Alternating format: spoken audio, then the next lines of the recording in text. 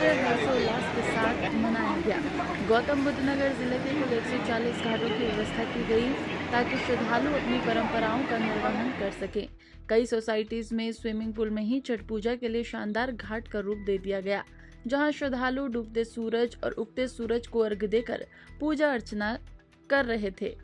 सुरक्षा के मद्देनजर पुलिस बल भी पूरी तरह से मुस्तैद रहा, जिससे पर्व का आयोजन सुरक्षित और व्यवस्थित तरीके से हो रहा है।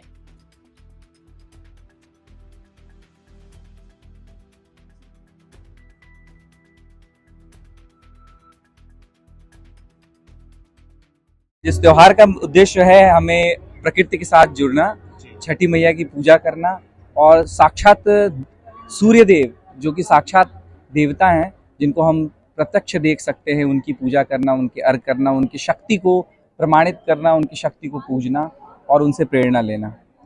तो सर ये तो त्योहार ये किस तरीके से मनाया जाता है? जी, ये त्यौहार जो है 4 दिनों में मनाया जाता है।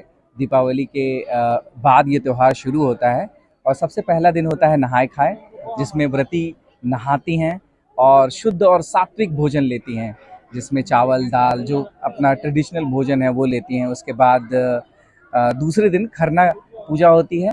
खरना पूजा में भी जो व्रती होती हैं वही प्रसाद पहले पाती हैं, फिर बाकी लोगों को प्रसाद दिया जाता है। उसमें छठी मैया की पूजा होती है।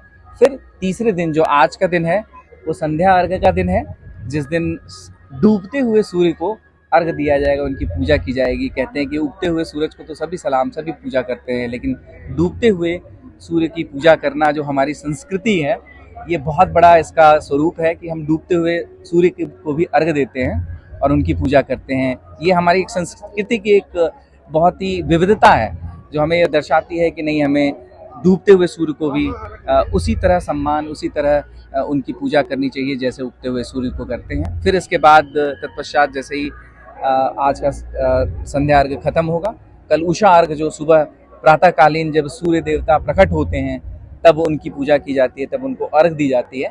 तो उस समय का बड़ा ही नैनाभिराम दृश्य होता है। और कहते हैं कि ये जो छठे दिन दीपावली के बाद होता है, इसमें साइंटिफिक रीज़न भी है। इसमें कॉस्मिक रेज जो होते हैं बहुत ज़्यादा इम्पैक्टफुल होते हैं और इफेक्टिव होते हैं, इसलिए व्रती व्रत रखते हैं ताकि उनके प्रभाव को कम किया जा सके और सूर्य देव जो साक्षात ऊर्जा के स्रोत हैं उनको प्रणाम किया जाए, उनको दंडवत किया जाए, उनको अर्घ दिया जाए और उनसे प्रेरणा ली जाए।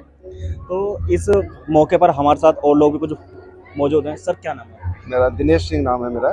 सर आज इस त्योहार पर आप कितने उत्साह हैं? उत्साह की मत पूछिए, जब से होश संभाला है याद है इस पर्व का सालों भर हमें इंतजार होता है और एक जो बचपन में उत्साह था उतना ही उत्साह अभी भी है।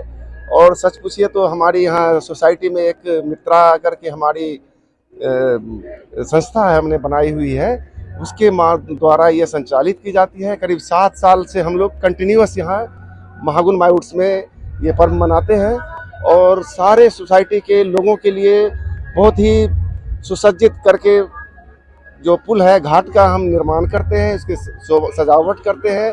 और जो ही यहाँ पे आज जैसे संध्या अर्घ है, तो संध्या अर्घ के बाद कल जो सुबह का अर्घ होगा उसके लिए सारे सोसाइटी के लोगों के लिए हम लोग प्रसाद वितरण करते हैं, जिसमें ठेकुआ, केला, फ्रूट्स जो भी हैं सारे दिए जाते हैं पैकेट में। हम जितने लोग आते हैं किसी को खाली हाथ नहीं भेजते, मित्रा के द्वारा ये दिया जाता है। और कल हम एक तरह से महाभोज यानी वो भंडारे का भी महाप्रसाद क्या करते हैं, जिसमें जैसे सब्जी पूरी बुंदिया ये सब की करते हैं। तो ये हम लोगों के लिए एक महापर्व है जो शुद्धता और श्रद्धा भक्ति से परिपूर्ण होता है और इसको हम मनाते हैं, हमें बहुत ही आनंद महसूस होती है। और देखते हैं सारे बच्चे बूढ़े जवान जो भी हैं सबको एक अलग ही उत्साह सबके ऊपर होता है और हमें बहुत ही लंबा इंतजार होता है इनके लिए। तो जैसे जो यहाँ के भक्त लोग हैं उन्होंने बताया कि वो इस त्योहार के लिए कितना उत्साहित है और उनकी क्या कुछ तैयारियां हैं। गेट नोटा से आमिर खान, JN न्यूज़।